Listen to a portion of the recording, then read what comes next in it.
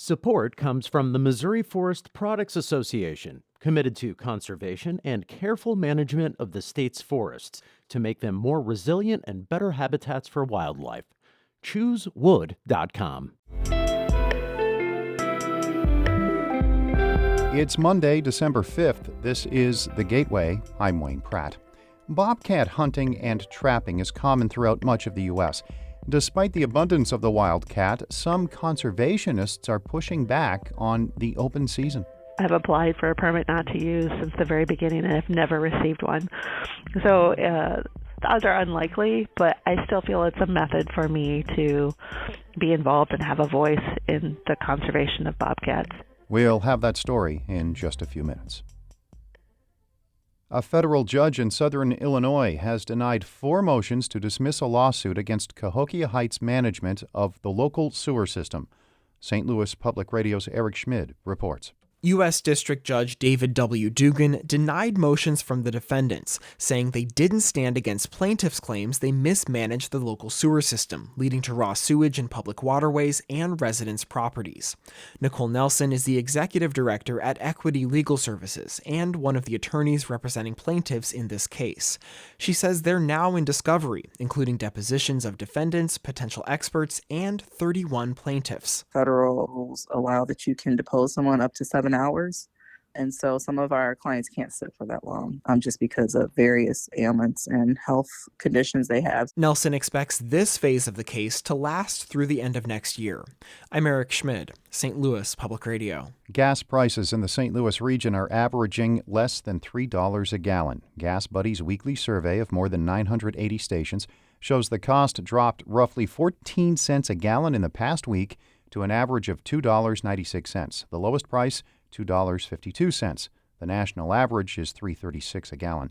Prices in the Metro East range from $3.29 to $3.69 a gallon.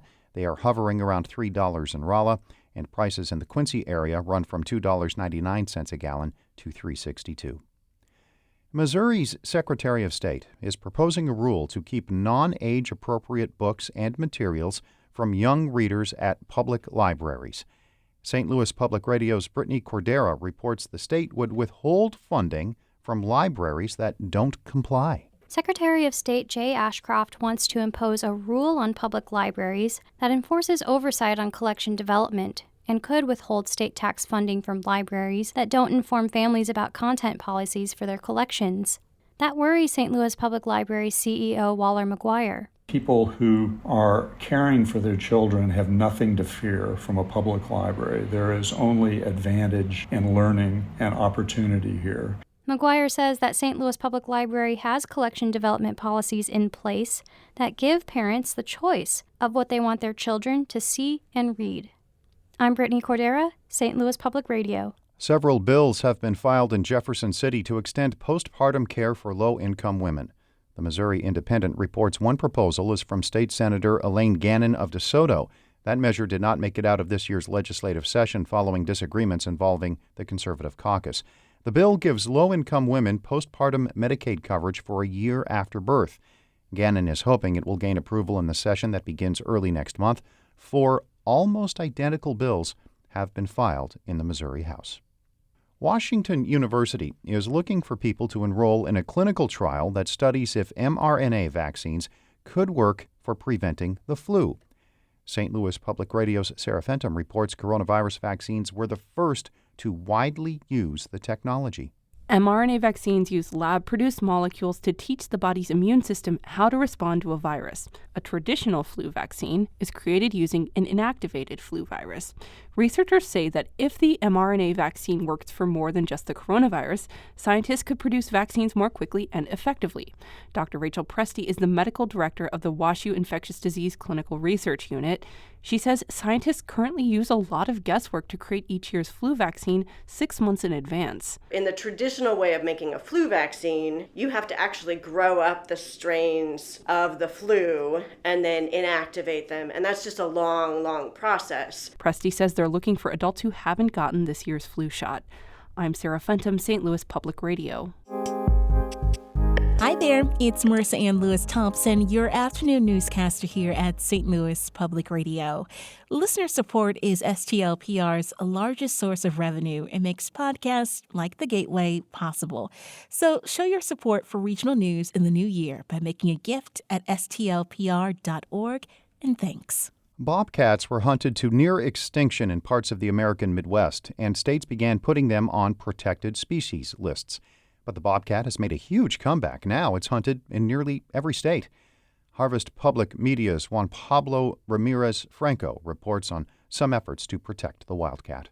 For 44 years, Illinois banned bobcat hunting.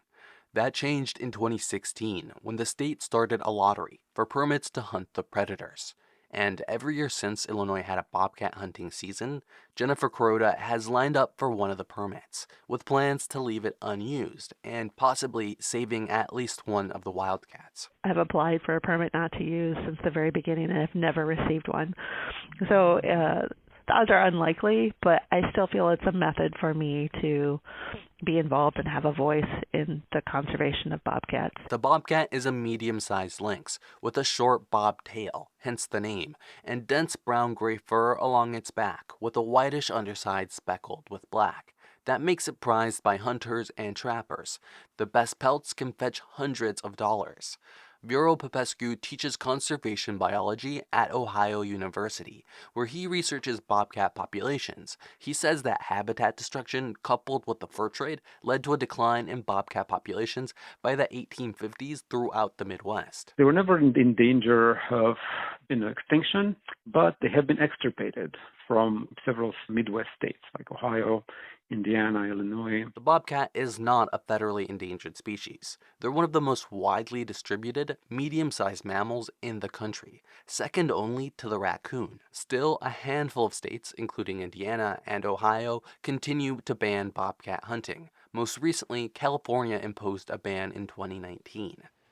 Steve Balin is one of the caretakers of Boris, the bobcat that calls a Northern Illinois nature center home. He's a Lynx rufus, and Lynx rufus are all over the United States. Families crowd around the bobcat enclosure, while Balin explains. You probably, if you didn't know that they're lynx in Illinois, you also probably didn't know that they hunt for lynx in Illinois. And right, and they don't just hunt for them. They trap them. So far, the state has hosted 6 hunting seasons, and hunters have nabbed more than 1,600 bobcats.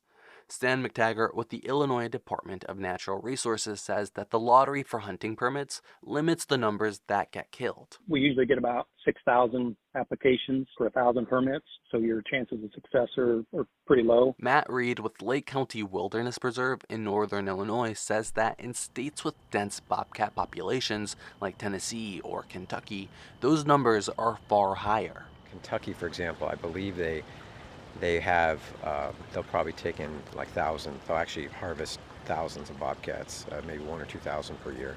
So probably 10 times as many as we do here in Illinois. Oklahoma hunters and trappers also kill thousands of bobcats a year. Stan McTaggart says the number in Illinois is about 300 bobcats a year. Even with that hunting, McTaggart says that the state is confident that the population of bobcats is increasing.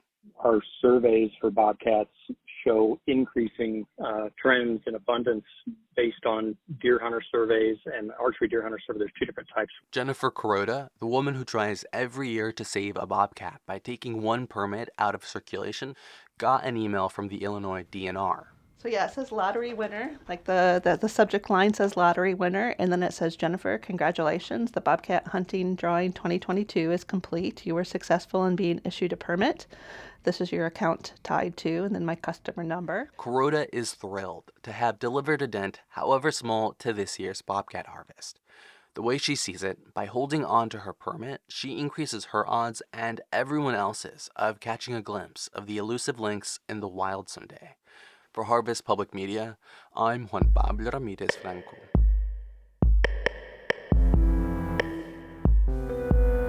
Harvest Public Media is a collaboration of newsrooms in the Midwest and Great Plains. The Gateway is a production of St. Louis Public Radio, a listener-supported service of the University of Missouri-St. Louis. Music by Ryan McNeely of Adult Fur. I'm Wayne Pratt.